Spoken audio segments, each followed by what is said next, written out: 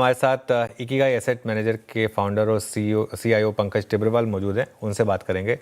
Pankaj ji, good morning. क्या तंग कर रहा है आपके हिसाब से मार्केट को? पिछले जो अक्टूबर में इतनी बड़ी रैली हुई थी, उसके बाद एकदम से इस तरीके का प्रेशर मार्केट के ऊपर, क्या व्यू रहेगा आपका? I think Anuj ji, overall अगर आप मार्केट को देखें तो दूसरी तिमाही के रिजल्ट्स भी आए हैं एंड रिजल्ट्स अबव एक्सपेक्टेशन हैं। हमने 3-4 दिन पहले मार्केट्स के टोटल रिजल्ट्स को देखा था तो 500 टॉप कंपनियों में 214 कंपनियों ने नतीजे डिक्लेयर किए थे और दूसरी तिमाही के प्रॉफिट ग्रोथ इन 214 कंपनियों के करीबन 14% की थी, विच इज मच हायर। और अगर इसमें से मैं बीएफएसआई को निकाल दूं, जो बैंकिंग एंड फाइनेंशियल सर्विसेज, जिसमें कि flattish to marginal degrowth रहा है इस बार बैंकों के नतीजों में, तो दूसरी तिमाही के नतीजे 20% की अर्निंग्स ग्रोथ पर है। और काफी सेक्टर्स लाइक कमोडिटी में देख लें तो नॉन फेरस ने काफी अच्छा प्रदर्शन किया, ऑयल एंड गैस का काफी अच्छा कंट्रीब्यूशन रहा है, सीमेंट ने काफी ईयर ऑन ईयर अच्छा प्रदर्शन किया।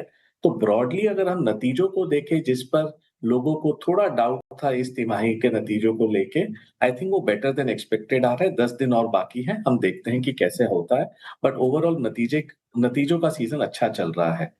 दूसरा अगर हम देखें तो थोड़ा सा नर्वसनेस मुझे लग रहा है बिहार इलेक्शन को लेके है, जो मार्केट प्री पोजिशनिंग कर रहा है कि अगर थोड़ा वहां नतीजों में प्रॉब्लम आई और थोड़ा एफआई की सेलिंग वापस रिज्यूम हुई है, ये दो चीज को अगर मैं हटा दूं जो टेम्परेरी हो सकती है, बाकी डायरेक्शनल मुझे लग रहा है मार्केट काफी स्ट्रॉन्ग टेक्सचर बदल रहा है और हम काफी टाइम के बाद लास्ट 2-3 महीने से मार्केट पर पॉजिटिव है। हम जब अपने टीम के साथ बैठ रहे हैं तो मोर बॉटम अप बाई आइडियाज निकल रहे हैं, जो लास्ट 1 साल में नहीं हुआ था। और हमें लग रहा है कि नेक्स्ट 2-3 महीने जब भी जहां मार्केट कंसोलिडेट कर ले, बट ट्रिगर्स यहां से मार्केट के लिए अपसाइड पर है। 2-3 वजह बताऊंगा। पहला, हम इस बार इस कैलेंडर ईयर में हम सबसे वर्स्ट परफॉर्मिंग मार्केट है। Market like Greece, Spain, Germany, US, Taiwan, Korea, China, सब 30 से 50-60% ऊपर है इस कैलेंडर ईयर में, और हम मार्जिनली पॉजिटिव हैं। सेकंड, अगर हम देखें तो ब्रॉडली स्पीकिंग हमें लगता है कि इस अंडर परफॉर्मेंस के बाद जब भी 24-25% का इमर्जिंग मार्केट से अंडर परफॉर्मेंस होता है, तो अपने घरेलू मार्केट वापस तेजी से रफ्तार से आते हैं।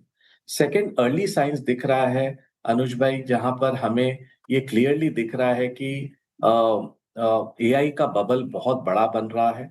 लास्ट फ्यू इयर्स में जो एफआई की सेलिंग हुई, हम देख रहे थे कि हमें एआई लूजर माना जा रहा था, लेकिन अगर ये बबल कहीं भी फटा तो एफआई का फ्लो वापस देश में आ सकता है, क्योंकि हम डाइवर्सिफाइड मार्केट है। एक छोटा सा आपको डेटा देता हूं। एमएससीआई ताइवान को अगर हम देखें, वहां एक कंपनी है टीएसएमसी, वो 60% ऑफ द इंडेक्स उनका वेटेज है। तो पूरा मार्केट एक कंपनी के ऊपर है। हम कोरिया में आते हैं तो वहां एक सैमसंग करके कंपनी है, जो विश्व की सबसे बड़ी इलेक्ट्रॉनिक और कॉन्ग्लोमरेट है। उसका वेटेज एमएससीआई कोरिया में करीबन 30% प्लस का वेटेज है। तो ये सारे मार्केट में जो पैसा गया है लास्ट 6-8 महीनों में, वहां पर डाइवर्सिफिकेशन नहीं है। एक या दो स्टॉक 30 से 50% ऑफ मार्केट है। और अगर हम विश्व को भी देखें तो अभी यूएस में टॉप 10 स्टॉक 42% हो गए मार्केट कैप के, वहां के एसएनपी के। और यूएस मार्केट विश्व का 70% का मार्केट का शेयर हो गया है। तो ये 10 कंपनियां 30% ग्लोबल मार्केट शेयर हो गई है। ये बहुत बड़ा चिंता का विषय है। और मुझे लग रहा है कि ये जो एआई का पूरा स्कोप चल रहा है, यहाँ पर कहीं ना कहीं वैल्यूएशन में फ्रॉथ आने लगा है, और one has to be very careful. ये जब भी ब्रेक हुआ तो ग्लोबल मार्केट्स में एक सेल ऑफ हो सकता है, जो हमने 2 दिन पहले देखा, जहां पर एशिया जी। मार्केट 4% डाउन थे। अच्छा पंकज जी, नमस्कार। वीरेंद्र बोल रहा हूँ। आज के प्राइस पे भी अगर आप देखें और बीते एक महीने के प्राइस परफॉर्मेंस में, जब Nifty bank all time high create कर रहा था, आपने पीएसयूज के नंबर देखे होंगे, अव्वल दर्जे के नंबर थे। इस बार एसबीआई ने लीडरशिप रखी अपने पास।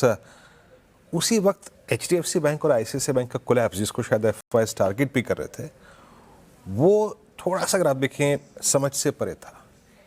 इस इंडिकेटर को और इस प्राइस बिहेवियर को विद इन बैंक्स आप कैसे रीड कर रहे हैं? यहाँ से हमारी अप्रोच बैंक्स पे क्या होनी चाहिए आपके मुताबिक? वीरेंद्र भाई, बैंक्स पर हम काफी पॉजिटिव है। हमें लग रहा है कि यहाँ से जो निम के प्रेशर थे बिकॉज़ जो आरबीआई ने 100 बेसिस पॉइंट का ब्याज दर कम किया, वहाँ से अब नेक्स्ट 2 तिमाही और एफवाई 27 में हम बैंक्स के नतीजों में बढ़ोतरी देखेंगे। और इसके 2 कारण हैं कि जो एनआईएम का प्रेशर था वो अब खत्म हो रहा है बिकॉज़ डिपॉज़िट रीप्राइसिंग अब स्टार्ट होगी और लोन की जो रीप्राइसिंग होनी थी वो हो गई। सेकंड जो एसेट क्वालिटी में हमने पेन देखा था लास्ट 3-4 तिमाही से, वो कहीं न कहीं हमारे पीछे है और आने वाले समय में जितनी भी कमेंट्री बैंकों के नतीजे के आए हैं, उन्होंने stable to better positive asset quality पर फोकस किया है।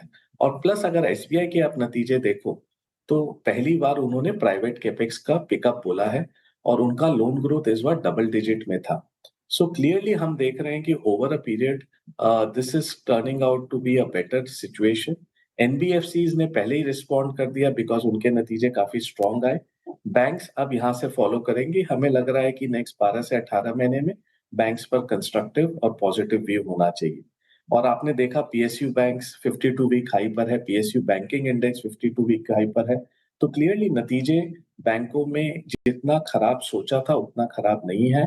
पीएसयू बैंक्स ने बेटर प्रदर्शन किया है लास्ट 3 महीने का भी अगर आप प्राइस परफॉर्मेंस देखो कंपेयर टू प्राइवेट। अब हमें लगता है आने वाले नेक्स्ट 2-3 तिमाही में प्राइवेट बैंक्स भी बेटर प्रदर्शन करेंगे।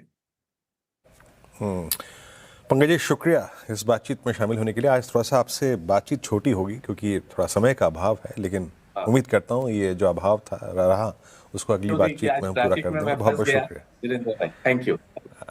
हाँ, नहीं तो तरक्की, जितनी तरक्की इंसान कर रहा है कुछ ना कुछ तो खामियाजा भी होगा ना उसका, यही एक खामियाजा था। खैर, बहुत बहुत शुक्रिया आप इस कार्यक्रम में शामिल हुए। सभी स्टॉक्स इंडस्ट्रीज पर अपनी राय रखी आपने।